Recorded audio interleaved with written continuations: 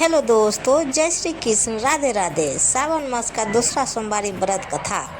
व्रत रखने वाले जरूर सुने ये कथा, तभी आपका व्रत सफल होगा। तो दोस्तों, आज सावन का दूसरा सोमवार है। भगवान शिव की विशेष कृपा पाने के लिए सावन सोमवार व्रत का काफ़ी महत्व बताया जाता है। इस व्रत में शिवलिंग का जलाभिषेक जरूर करना चाहिए। साथ ही व्रती को शिव की विधान पूजा करके व्रत की पावन कथा भी जरूर सुननी चाहिए। हिंदू धर्म के अनुसार श्रावण को शिव भक्त के अनुरूप वर्ष का सबसे पवित्र महीना माना जाता है तथा साप्ताहिक दिन सोमवार को शिव की उपासना का दिन माना गया है। इस प्रकार श्रावण माह के सोमवार के महत्व और भी अधिक हो जाती है। श्रावण को साधारण बोलचाल की भाषा से सावन कहा जाता है। अतः सावन के सोमवार भगवान शिव के सबसे प्रिय दिन माने जाते हैं। सावन के सोमवार को ऐसे भी परिभाषित किया जा सकता है। हिंदू कैलेंडर के महीने श्रावण के दौरान आने वाले साप्ताहिक दिन सोमवार के त्यौहार माना जाता है। प्रमुखतः कुछ भक्त सावन के सोमवार व्रतों को सावन के बाद तक भी जारी रखते हैं। ऐसे भक्त सावन के प्रथम सोमवार से प्रारंभ करते हुए लगातार 16 सोमवार को यह व्रत जारी रखते हैं। इस प्रक्रिया को 16 सोमवार उपवास के नाम से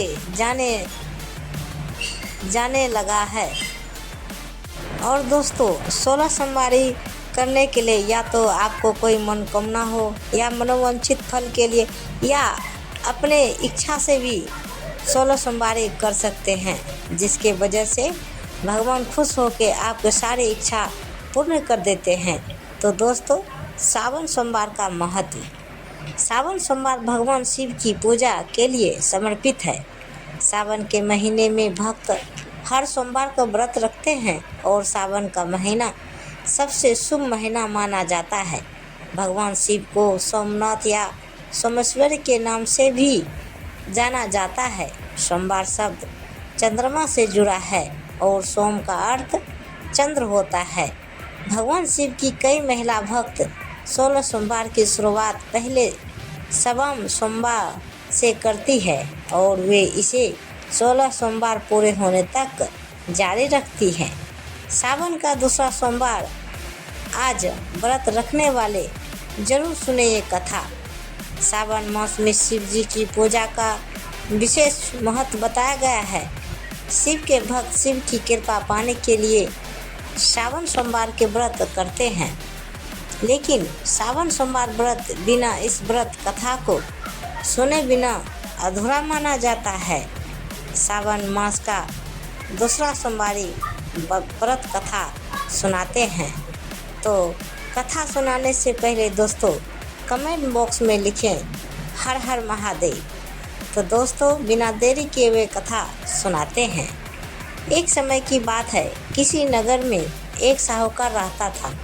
उसके घर में धन की कोई कमी नहीं थी, लेकिन उसकी कोई संतान नहीं थी। इस कारण वह बहुत दुखी था।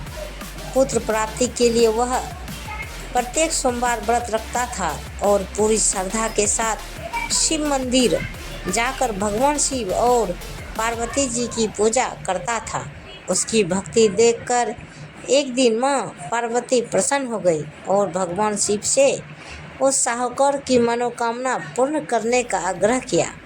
पार्वती जी की इच्छा सुनकर भगवान शिव ने कहा कि हे पार्वती, इस संसार में हर प्राणी को उसके कर्मों का फल मिलता है और जिसके भाग्य में जो हो उसे भोगना ही पड़ता है। लेकिन पार्वती जी ने साहूकार की भक्ति का मान रखने के लिए उसकी मनोकामना पूर्ण करने के लिए इच्छा जताई।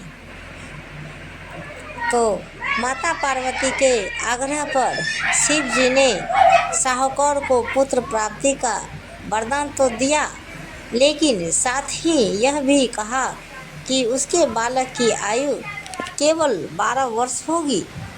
माता पार्वती और भगवान शिव की बातचीत को साहूकार सुनकर दंग रह गया।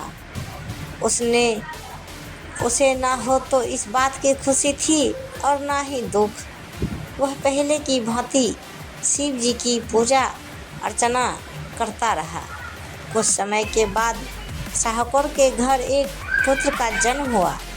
जब वह बालक 11 वर्ष का हुआ तो उसे पढ़ने के लिए काशी भेज दिया गया। साहूकार ने पुत्र के मामा को बुलाकर उसे बहुत सारा धन दिया और कहा कि तुम इस बालक को काशी विद्या प्राप्ति के लिए ले जाओ और मार्ग में यज्ञ कराना। जहाँ भी यज्ञ कराओ वहाँ ब्राह्मणों को भोजन कराते और दक्षिणा देते हुए जाना। दोनों मामा भांजे इसी तरह यज्ञ कराते और ब्राह्मणों को दान दक्षिणा देते काशी की ओर चल पड़े। रात में एक नगर पड़ा जहाँ नगर के राजा की कन्या का विवाह था, लेकिन जिस राजकुमार से उसका विवाह होने वाला था वह एक आँख से काना था। राजकुमार के पिता ने अपने पुत्र के काना होने की बात को छुपाने के लिए एक चाल सोची। साहूकार के पुत्र को देखकर उसके मन में एक विचार आया। उसने सोचा क्यों न इस लड़के को दुल्हा बनाकर राजकुमारी से विवाह करा दूं। विवाह के बाद इसको धन देकर विदा कर दूंगा और राजकुमारी को अपने नगर ले जाऊंगा। लड़के को दूल्हे के वस्त्र पहनाकर राजकुमारी से विवाह कर दिया गया, लेकिन साहूकार का पुत्र ईमानदार था। उसे यह बात न्यायसंगत नहीं लगी। उसने अवसर पाकर राजकुमारी की चुन्नी के पल्ले पर लिखा कि तुम्हारा विवाह तो मेरे साथ हुआ है, लेकिन जिस राजकुमार के संग तुम्हें भेजा जाएगा वह एक आँख से काना है। मैं तो काशी पढ़ने जा रहा हूँ। जब राजकुमारी ने चुन्नी पर लिखी बातें पढ़ी तो उसने अपने माता पिता को यह बात बताई। राजा ने अपने पुत्री को विदा नहीं किया, जिससे बारात वापस चली गई। दूसरी ओर साहूकार का लड़का और उसका मामा काशी पहुँचे और वहाँ जाकर उन्होंने यज्ञ किया। जिस दिन लड़के की आयु 12 साल की हुई उसी दिन यज्ञ रखा गया। लड़के ने अपने मामा से कहा कि मेरी तबीयत कुछ ठीक नहीं है। मामा ने कहा कि तुम अंदर जाकर सो जाओ। शिव जी के वरदान अनुसार कुछ ही देर में उस बालक के प्राण निकल गए। मृत भांजे को देखकर उसके मामा ने विलाप शुरू किया।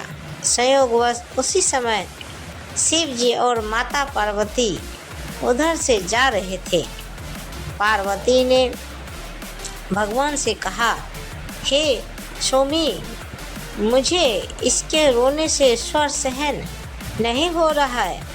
आप इस व्यक्ति के कष्ट को अवश्य दूर करें। जब शिव जी मृत बालक के समीप गए तो वह बोले कि यह उसी साहूकार का पुत्र है जिसे मैंने 12 वर्ष की आयु का वरदान दिया। अब इसकी आयु पूरी हो चुकी है, लेकिन मातृभाव से विभोर माता पार्वती ने कहा, हे स्वामी महादेव, आप इस बालक को और आयु देने की कृपा करें, अन्यथा इसके वियोग में इसके माता पिता भी तरफ तरफ कर मर जाएंगे। माता पार्वती के आग्रह पर भगवान शिव ने उस लड़के को जीवित होने का वरदान दिया। शिव जी की कृपा से, महादेव जी की कृपा से वह लड़का जीवित हो गया। शिक्षा समाप्त करके लड़का मामा के साथ अपने नगर की ओर चल दिए। दोनों चलते हुए उसी नगर में पहुँचे जहाँ उसका विवाह हुआ था। उस नगर में भी उन्होंने यज्ञ का आयोजन किया। उस लड़के के ससुर ने उसे पहचान लिया और महल में ले जाकर उसकी खातिरदारी की और अपनी पुत्री को विदा किया। तो इधर साहूकार और उसकी पत्नी भूखे प्यासे रहकर बेटे की प्रतीक्षा कर रहे थे। उन्होंने प्रण कर रखा था कि यदि उन्हें अपने बेटे की मृत्यु का समाचार मिला तो वह भी प्राण त्याग देंगे, परंतु अपने बेटे के जीवित होने का समाचार पाकर वह बेहद प्रसन्न हुए।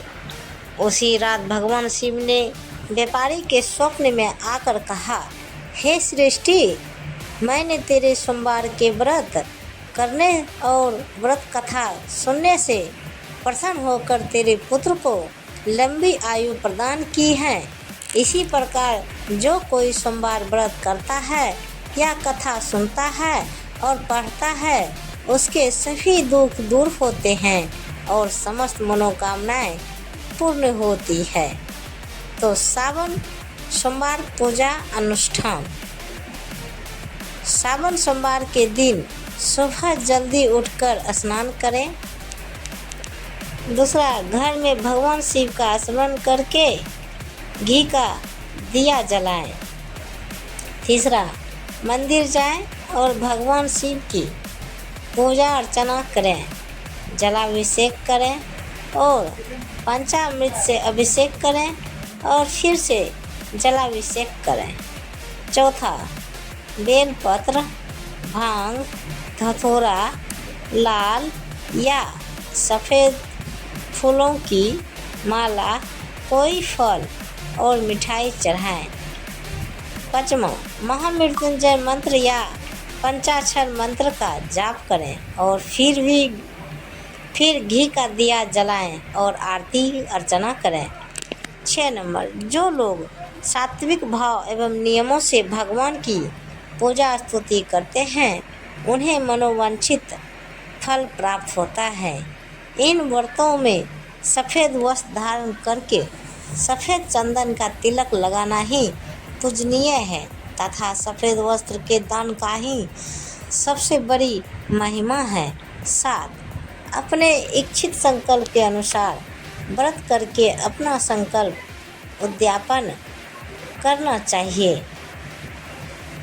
तो सावन सोमवार मंत्र जाप भी करना चाहिए। ओम नमः शिवाय, ओम नमः शिवाय 11 बार करना चाहिए। और इसके अतिरिक्त चंद्र बीज मंत्र ओम स्रा श्री सो स्वाहा, चंद्र से नमः और चंद्र मूल मंत्र ओम जय चंद्रमसे नमः आदि मंत्र सावन सोमवार के दिन उच्चारण करें। मान्यता है कि सावन के सोमवार का व्रत और पूजा करने से जीवन की सभी परेशानियां दूर हो जाती है। तो प्रेम से बोली जय माता दी, हर हर महादेव। तो दोस्तों, ये कहानी आप सबको कैसी लगी दोस्तों, हमें कमेंट बॉक्स में ज़रूर बताइए। और ऐसी ही कहानियाँ सुनने के लिए, पूरी कहानियाँ सुनने के लिए धन्यवाद, शुक्रिया।